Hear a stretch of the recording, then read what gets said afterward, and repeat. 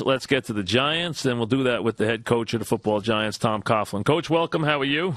Hi, Mike. How you doing? All right, Tom. What would you say? What would you say overall about your draft?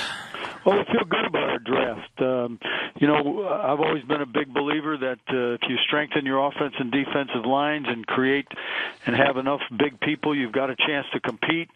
We've got good players here. We've supplemented with some youngsters that we really look forward to having them come in.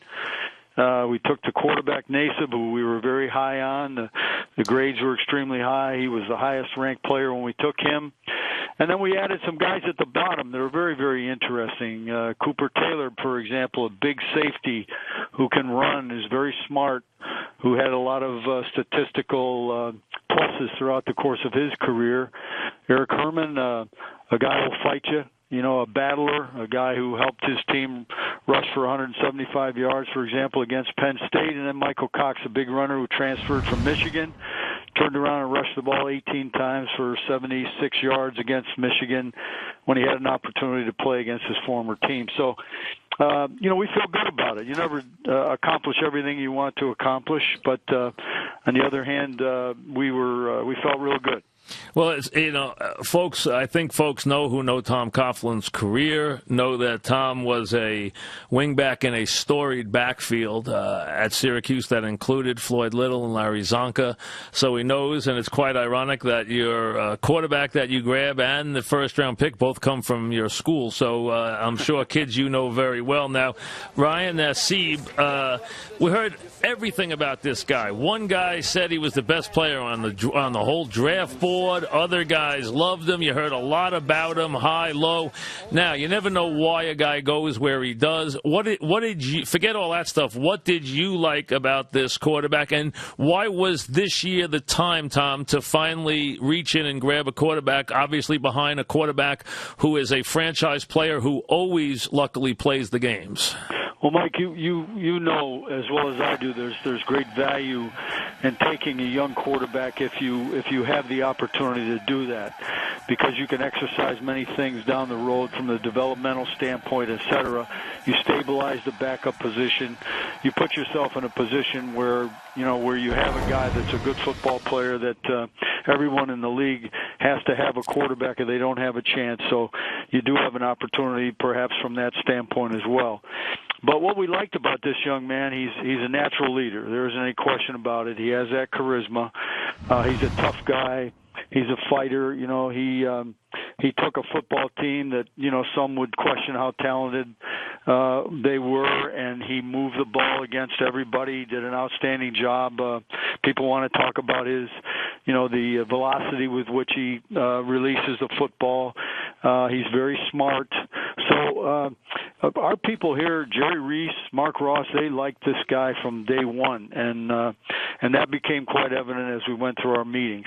So it was the game management and the mental aspect of it as important as the physical tools, or did the physical tools, was that the main reason? The whole package, Mike. Okay. The whole package. The guy does manage the game. He's very smart. He's very technical. He can do it all. He can run the no huddle. I mean, he had one of the best 2-minute drives we saw all year against Missouri to put his team in position to win.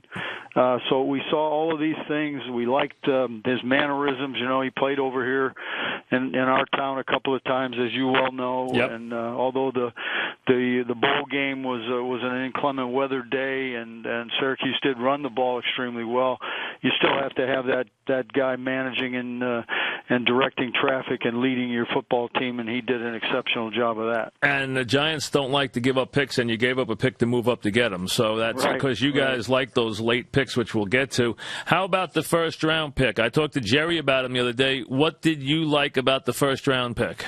Well, he's very smart. He's very technically sound. He is a good football player, whether you talk about pass protection, whether you talk about run block, whether you talk about combo blocks inside. He's a guy that will play. We have him at about 307. He's competitive. He's nasty. He likes the game. and as I said, he's smart. So technically, when you look at him, you like his feet, you like a lot of the things that he does. Jerry, I'm sure, talked to you about, well, he doesn't have the longest arms in the world. Right. Yeah, he doesn't. Right. But on the other hand, it did not prove to be any kind of a factor in his collegiate play on the left side. And, that's the position where his quarterback said he trusted him every day. He felt his back was well protected. And so that started 34 games at left tackle, yeah. I mean, so if he started 34 games at left tackle, A, you know he can play right tackle, and B, it sounds like he's got shorter arms so he can play all along the line. Jerry said he could play all 5 positions, so that's pretty if he can do that, that's a lot. Here's the thing that I brought up, and I may not have been the first one in the room, but this guy has like 10.25-inch hands, Mm-hmm. So I even think because of his intelligence and his scrappiness, if you wanted him to learn the center position so that he might be able to play in there, he could do that as well.